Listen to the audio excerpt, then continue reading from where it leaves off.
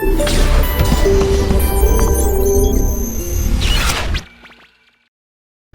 बच्चों, आज आया हूँ जे एडवांस 2020। बहुत समय से इंतज़ार कर रहे थे कि एग्ज़ामिनेशन कब होगा।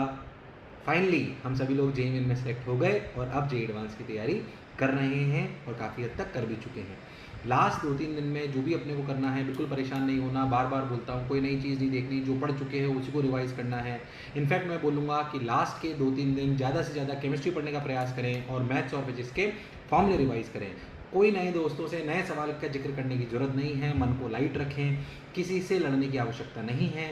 मनस्थिति अच्छी होगी तो वास्तविकता में आप बहुत अच्छा एग्जामिनेशन दे दोगे। बिल्कुल परेशान मत होना, क्योंकि मनस्थिति अच्छा रखना बहुत ज़रूरी है। छोटी सी बात और, जे एडवांस के एग्जामिनेशन में हम सभी लोग जानते हैं कोई फिक्स पैटर्न नहीं आने वाला है, इसलिए अपनी मनस्थिति जे मेन जैसी ना रखें। ये बात का ध्यान रखें कि पेपर कुछ भी आ सकता है, आउट ऑफ सिलेबस नहीं आएगा, पर क्या पैटर्न कुछ भी आ सकता है। मल्टीपल क्रेडिट ज़्यादा आ सकते हैं, पैराग्राफ ज़्यादा आ सकते हैं, मैच द कॉलम कम आ सकते हैं, सिंगल क्रेडिट भी आ सकते हैं, कुछ भी हो सकता है। तो किसी भी पैटर्न की तैयारी रखें, मन में रखें, सबके लिए नया ही होगा।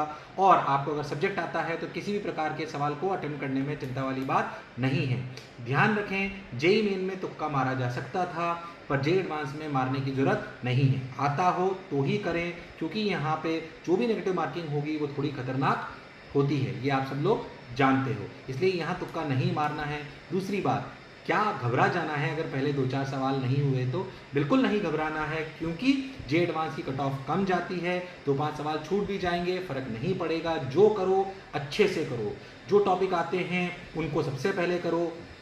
बार बार कहता हूँ, अपने सब्जेक्ट की सीक्वेंस चेंज करने की ज़रूरत नहीं है, पर अपने सब्जेक्ट की सीक्वेंस चेंज करने की ज़रूरत नहीं है, पर क्या जो भी सब्जेक्ट की सीक्वेंस है वो आप फिक्स कर लें, पर पहला सवाल करना हो ऐसा ज़रूरी नहीं है। पेपर को देखें एक बार, जिसे अपन कहते हैं सरसरी निगाह से देखें। जो सवाल पहले देखते हुए लगे हाँ ये मेरे को आते हैं, उनको फटाफट कर लें, ताकि शुरुआती दौर में आपका कॉन्फिडेंस बढ़ जाए।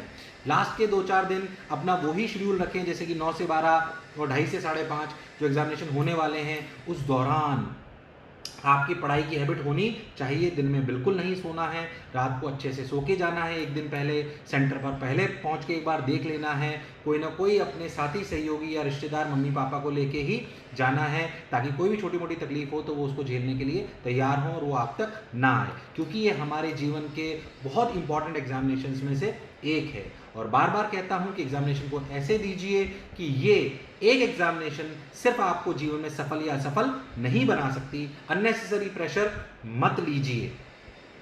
ये सिर्फ एग्जामिनेशन आपको सफल या असफल नहीं बना सकता। सिर्फ और सिर्फ आपको ये ध्यान रखना है कि आप अपना बेस्ट परफॉर्म करें। जो आपको आता है वो आप बेस्ट अगर करके आ जाएंगे तो सिलेक्ट हो जाएंगे। सवाल कम हो, परेशान ना हो, पेपर टफ ही आएगा। आसान पेपर मानकर सवाल को या पेपर को ना करें। बोलो क्लियर है? क्या मेरी बात क्लियर है? ईश्वर पे विश्वास रखें, माँ बाप पे विश्वास रखें और अपने संकल्प जो आपने करा है उस पर दृढ़ रहें, उस पर दृढ़ रहें। क्या मेरी बात एकदम क्लियर है? अरे सोच लो, अरे हाँ ना बोलना पड़ेगा भाई, अरे पक्का। तो घबराएं नहीं, करते रहें। और किसी ने खूब कहा है कि ईश्वर का दिया कभी अल्प नहीं होता। ईश्वर का दिया कभी अल्प नहीं होता, मतलब जो भी ईश्वर देता है वो बहुत होता है। तो ईश्वर का दिया कभी अल्प नहीं होता। और जो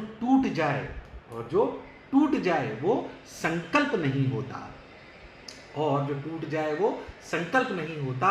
और हार को अपने लक्ष्य से दूर ही रखना, और हार को अपने लक्ष्य से दूर ही रखना, क्योंकि जीत का कोई विकल्प नहीं होता। जीत का कोई विकल्प नहीं होता। मैं जानता हूँ आप सभी लोग ये सब बातें जानते थे, पर शायद मुझे एक बार सुन के रिविज़न कर लिया होगा। आपका एग्जामिनेशन बहुत अच्छा जाएगा। मैं भी ईश्वर से कामना करता हूँ कि जो भी मुझे सुन रहे हैं या जो नहीं भी सुन रहे हैं, सभी लोगों की जो आकांक्षा एग्जामिनेशन को लेकर है वो ज़रूर पूरी होंगी, पर उन्हीं की पूरी होंगी जिनका दृढ़ संकल्प होगा, जिन्होंने मान लिया होगा और आखिरी समय में वो अपनी मनस्थिति अच्छी रखेंगे। इसी शुभकामनाओं के साथ मैं आप सभी लोगों से विदा लेता हूँ और हमारे साथ प्रेम बनाए रखने के लिए बहुत बहुत धन्यवाद। Thank you.